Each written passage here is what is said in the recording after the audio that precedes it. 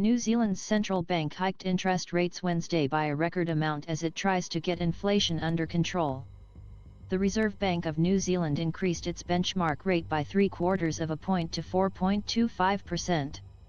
It's the first time the bank has raised rates by more than a half point since introducing the official cash rate in 1999. The new rate is the highest in New Zealand since early 2009. New Zealand DACO's inflation rate is currently 7.2%, well above the Bank.co's target of 1% to 3%. The Nation.co's unemployment rate is 3.3%. The bank also sharply revised upwards its projected peak for its benchmark rate, which it now expects it to reach 5.5% next year before it decreases.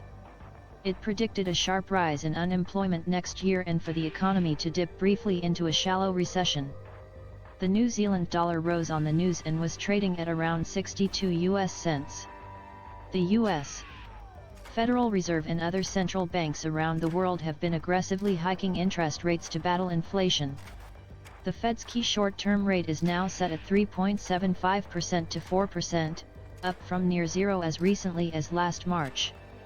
New Zealand Reserve Bank Governor Adrian Orr had a message for consumers. £. Think harder about your spending. Think about saving rather than consuming. I know that''s a strange concept, he said. £. Just cool the jets.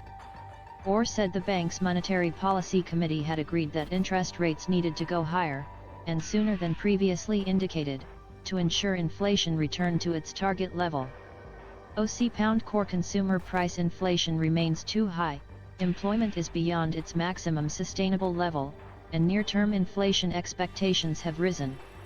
So this is quite a heightened inflation environment, Orr told reporters. He said the committee had considered raising rates even more on Wednesday, by a full 1%, before settling on the 0.75% hike. He said inflation was £. No one's friend and that a small recession might be needed to get it down. £. In order to rid the country of inflation we need to reduce spending levels. That means that we will have a period of negative GDP growth, we think to the tune of around 1% of GDP, Orr said. £. So in that sense IDCO's a shallow period and at the moment, Weckery saying that's around the second half of next year. Orr said he expects house prices to decrease by a total of 20% by the middle of next year from their peak last November.